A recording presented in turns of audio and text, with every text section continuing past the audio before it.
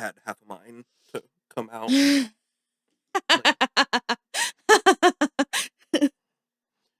tribute to... Perfect. Perfect. Yeah.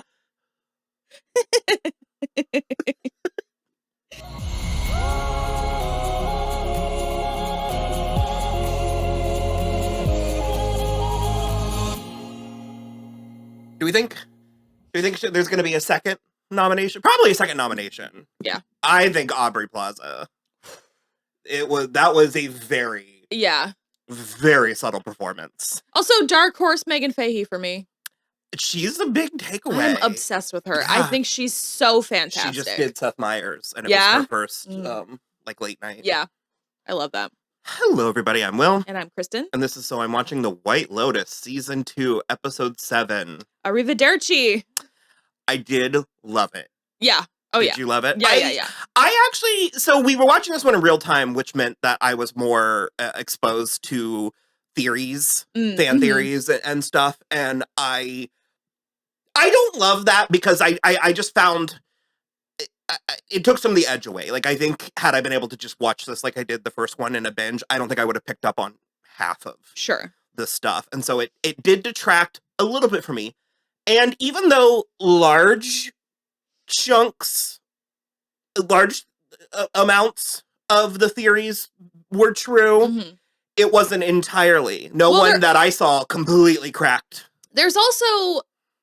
It's still a little up in the air what the actual deal was with Quentin. With all of them. Yeah. I think that's my favorite thing about the show. Yeah.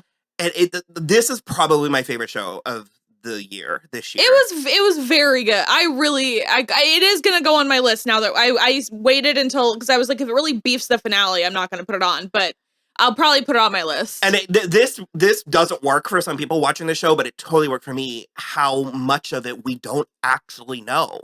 Like, at the end of the day, we only have Harper's word. And at the end of the day, we only have implication for what went down with Ethan and Daphne. Yeah. I'm not going to go into a confirmation conversation, but I believe they did something. You think so? I believe they did. Her whole thing this whole season has been do what you have to make it okay. Well, I find it fascinating how much of it, and it's true, and it sucks because it shouldn't be that way with intimate relationships, but I think it was fascinating how much of it was one-upmanship. Like, and that's the exact thing. I said it while we were watching, and I was like, when Ethan kept telling Harper, I know you're lying. I could just tell you're lying. No, you can't. And secondly... I mean, he does know her better than we do. But. Well, does he? And then the point that I made is that it doesn't even matter if she did anything. In his mind, he has to believe she did because he didn't do anything. And if he didn't do anything, but he believes she did, he can keep his moral superiority about the situation. And so now it's like, well, I know that you fucked Cameron anyway, so I'm going to fuck his wife, and it's going to flip the college thing because I'm going to fuck his wife, and then we're even because I don't believe you, and so I'm going to do it anyway because I believe you did. Daphne it's diabolical. And Cameron were amazing. Oh, yeah. I had a little bit of, like, I was thinking they had it all figured out, and there were chinks in the armor in this episode. But it's another thing. It's my second favorite thing about the show, other than the places where you don't get confirmations or things are implied. But I love tiny little beats, tiny little non-plot driven character beats. Like when she was on the phone with her kids and she was calling for him to come say goodbye, and he was just pretending to not hear. If I got that in the first episode, it would have changed how I felt about him the entire. That's also, for me, the closest thing to actual confirmation that those kids aren't his. And he knows it. You think he knows? I think he knows. Okay. I don't know. I don't, and I really like that. And something else in another production, I might be more put off by the lack of closure or the lack of really solid loose end tying, But because I also going back to what I kind of thought you were, or no, what you were saying about Quentin, it's like, I mean, I guess we did get confirmation from Leo where he was like, these people are dangerous. Jack Leo Woodall, who was fantastic. really quite good, especially in these last 2 episodes. Was this one of his first gigs, or am I just conflating the actor's story with the character's story? I think it was one of his first gigs, but I don't... Let's see. Yeah, I mean, that Cherry movie with Tom Holland. Jerk. He's only been working since 2019, so... Well, I know he's gotten something off of this already. Yeah. He's gotten a big thing. But no, he was fantastic. And he did confirm to Portia where he was like, these people are dangerous. Yeah. Don't go back to the hotel. So that does pretty much confirm their plan. But even there, I sort of like that we're not entirely sure what they were going to do with her. Yeah. Because part of me was sort of waiting for them to just ask her to patron them. That's the thing. They just sort of wined and dined her. It's like, I also kind of was like, what if they just are trying to strong our money out of her? What if it's not a huge, crazy plot or something? And I also like, because I want to go back to Ethan and Harper for a minute, because the other thing, too, that makes me think he absolutely had sex with Daphne is that then he was able to fuck his wife. I didn't get that. Why would that make him? Because he has elevated himself. Now he's better than Cameron and Daphne and Harper. He's morally superior to all of them. Well, ew. I don't like that. I don't know. It's a different flavor of Alby. Except for, I'll tell you what, he won me over in that final scene at the airport. Yeah. He won me over in that final scene at the airport. It was the self-reflection and like it was the fact that he knew. He went, oh no, she screwed me over. Like I got it was the fact that he got there immediately, that he made peace with it immediately. Yeah. And even offered it, like, he wasn't, like, too embarrassed or ashamed. No, he just was like, oh, yeah, no, she definitely... I always had a little bit of hope, like, a little bit of faith in Alby. We got a lot of questions about why... He's not off scot-free, because fucking Bert was right. It is an Achilles cock. They were all three eyeballing that hot woman at the airport. But also the way he leveraged his mother. Yeah, it's bad. That's bad. For his hooker girlfriend of 3 days. That's kind of the worst. We got a lot of questions from people asking why we hated him, and we didn't hate him. I just think he's not a good guy. You're like, no, you did hate him. I don't hate him. He's just not a good guy. He's like the white knight, like Milady type. And I think that... Just be regular. Just be regular. I think a lot of it is there's a shorthand from the fact that we're watching this show. The show is speaking a very specific language. Absolutely. And so if that character were on an ABC Family or Freeform show, I don't think you would be quite as aggressive towards it. Well, I think... in the way that this show informs you to be... Sure. But also, I think on an ABC Family show, it would be more nefarious. Or played for comedy. Exactly. I don't think he's hopeless. No. But I do think this was a lesson he needed to learn, and I think he mostly learned the right stuff from it, except for what you said, he leveraged his mother. He leveraged his mother's happiness, and we know that it's not going to work out because Dominic was just staring at other broads in the airport again. I'm going to even defend that because there's the whole look but don't touch. I mean... But he touches. Well, in the history, fool me 6 times. No, there's no way. Shame on you. He's going to keep cheating. Fool me 7 or more. He's going to absolutely also, keep not cheating. For nothing, that girl was beautiful. Of course she was. But it's punctuated by all 3 of them turning. This is a, genetic condition. It is very, very Greek. Very, and I know this is Italy, but they share similar DNA. Yeah, I don't know. I could have never predicted 3 times over that that's what we were doing with Portia's story this season. Yeah. There were 3 surprise endings for me, and you just sort of get there. I was nauseated the entire time. Really? I was like, find the embassy. Get out. Well, especially go away. Portia, because Leo was so good. And alarming, really unsettling. I could believe that he would be a good guy to her, or with her, or whatever. And that was not the worst case scenario. I said it while we were watching. You were like, "It's not ideal." Not the worst case scenario. He was like, "The airport is 10 leagues that way," and it's just like, well, he literally was like, "Don't go to the hotel. Don't call. Don't yada." But and I did love the fact that he was like, I know that you're smart. So be smart. Don't be stupid. This was a good, the hookers and the Hearts of Gold were really, because I ended up loving Mia. Yeah.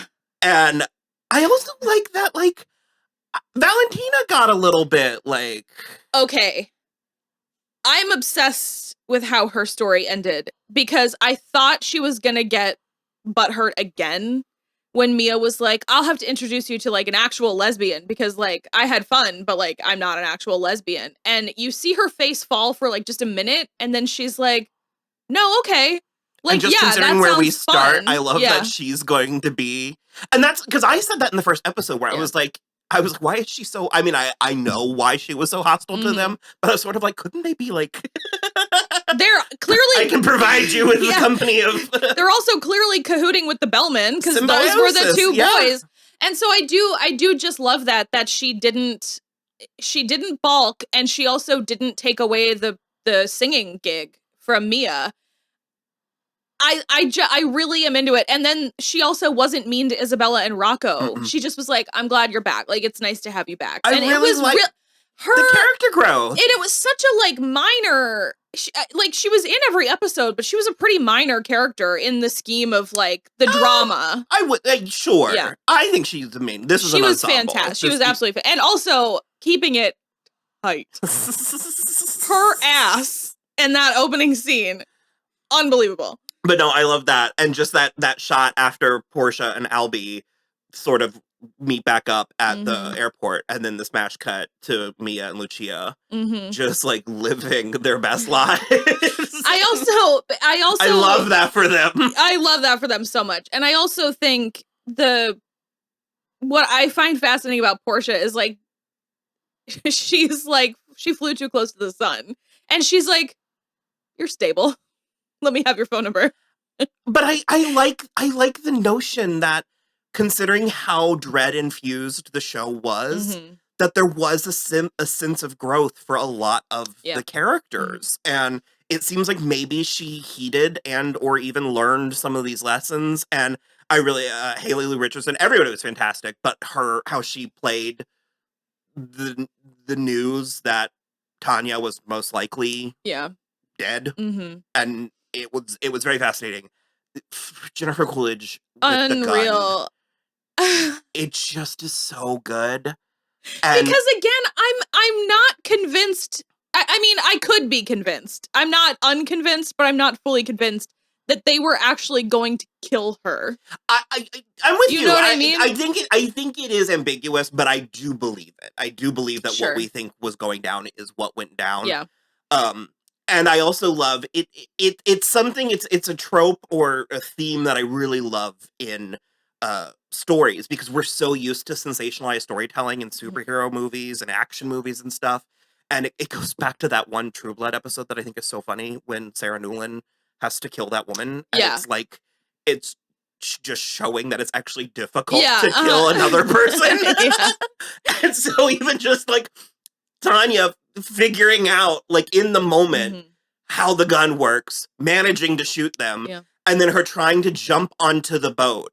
Because you and me, we were sort of like, well, the whole time we were like, swim. Just jump in the ocean and swim to shore. But it's like something that could or should be so easy, and just how royally she biffed it. Well, it's like, there's also another set of stairs that goes down there. How does she think Niccolo got in the boat? I mean, the phrase ass over tea kettle gets thrown around a lot these days. Really, but when she went head first, I was like, I can't. So that's the other thing too, that is actually sort of astonishing to me. And it's like, how she made it this far. Well, sort of, but it's also like the saddest, grossest part of her, because I don't think she knew what was happening. Because when she came out and Quentin was still alive, and she was like, is Greg cheating on me? Like, that was her biggest concern. Insane. Like, I'm trying to remember if Portia told her on the phone call they want your money, or if... No, but she said, like, they don't have any money. But you think even then she maybe didn't fully understand what was happening? Still didn't. I think she thought it was all about Greg.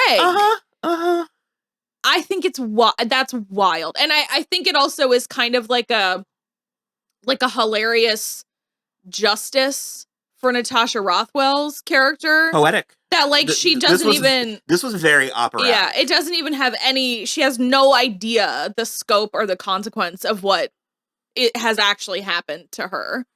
What she avoided. 100%. It's very funny to me. I say that to people all the time. If you're out there and you think, oh, my rotten luck. Rotten luck. You never know. Yeah. You could be dodging bullets left and right. Left and right. You have no idea. Like, every time something bad happens to you, think what could have happened. Yeah.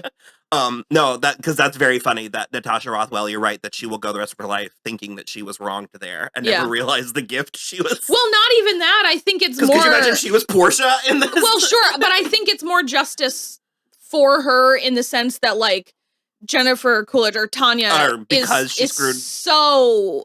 like empty, like she has no clue about anything that's going on, and I just find that fascinating. I think it was a good send off for Tanya. I think she could have gone 3 seasons, but I think this was also great. I think this was fantastic. So I did love also Tom Hollander did such a good job of, like, he was so menacing. At the end, it was very gradual, and and they were all whispering at breakfast, but it was very gradual throughout the day when he was like, okay, like, and then she was like, I want another glass of wine. And then he was like, it's time for you to go, bitch. And he just was like, well, or the one who, like, didn't go with them and was, like, crying when she left. And she's like, he's really crying. And it's like, because he likes you and he's sad about what he's gotten involved in. Yeah. Oh, he's still out there. I didn't even think about that. He is still alive. But I mean, presumably, unless Tanya changed her will to give it all to Portia, Greg is getting all of that money because she did still die. So I don't know. Well, if they find out. Oh, yeah, she did. Yeah. Bureau of Land Management. This is like that. That's like what he does. That's like preservation. Oh. Hilarious. I love the red herring of the head. Yeah. That the whole time we've been waiting for this payoff, and the payoff was them breaking it. Yeah. But it's that subversion that I really enjoyed. So do you think Ethan and Harper are energized, or? For now. They need to learn how to communicate. I mean, he needs to learn how to not keep score. Scorekeeping doesn't work. I believe her. I think Cameron kissed her, and that's probably it. She was really committed to the nothing happened. No, I mean nothing. That's hardly anything. That's less than him seeing or like showing his dick. He did pay off Mia, so because part of me thought that maybe they were broke. Yeah. And that was one of the reasons. But that was part of the fun, the journey, the Mr. Toad's wild ride of it all. That there were so many different twists and turns and implications. And I like how bombastic so many of those implications were, but we kept it fairly taut. Yeah. Like, we kept the story pretty low to the ground. Absolutely. I know that's not the vibe of this show, but like, I want to know how the 4 of them move forward. So I wonder if in losing, and I could be going too big here, but I wonder keep someone else. We could keep Portia or Greg. I don't know, Greg. I don't want Greg though. That he's a villain. I don't want Greg. All in all, I was very, very impressed. Very Me entertained. Too. It was super good. Fantastic work. If you like character dramas, if you like sexy, ominous mysteries. Or what was the thing? If something really terrible might happen. At any moment, something horrible could happen, or 2 characters will have a weird lunch. That's kind of it, yeah. All those shots, that shot of Tanya just in the ocean, and it's good. Really, really good. No notes. 10 out of 10. 2 thumbs up. Well, you can like and subscribe. Thumbs up. Please subscribe. I keep meaning to say that at the top. We're trying to get to 5,000 before the end of the year, and we're gonna get there. If you want to support, you can Patreon, and we have a Venmo and a Cashapp and a website and yada yada. So and if you're desperate for HBO content, we are gonna do The Last of Us. So that's coming January 15th. And season 3. So whenever they get that off the ground, man, can't wait. So all right, bye. Bye. cities should have to bid to host the next season of the White Lotus, like the Olympics.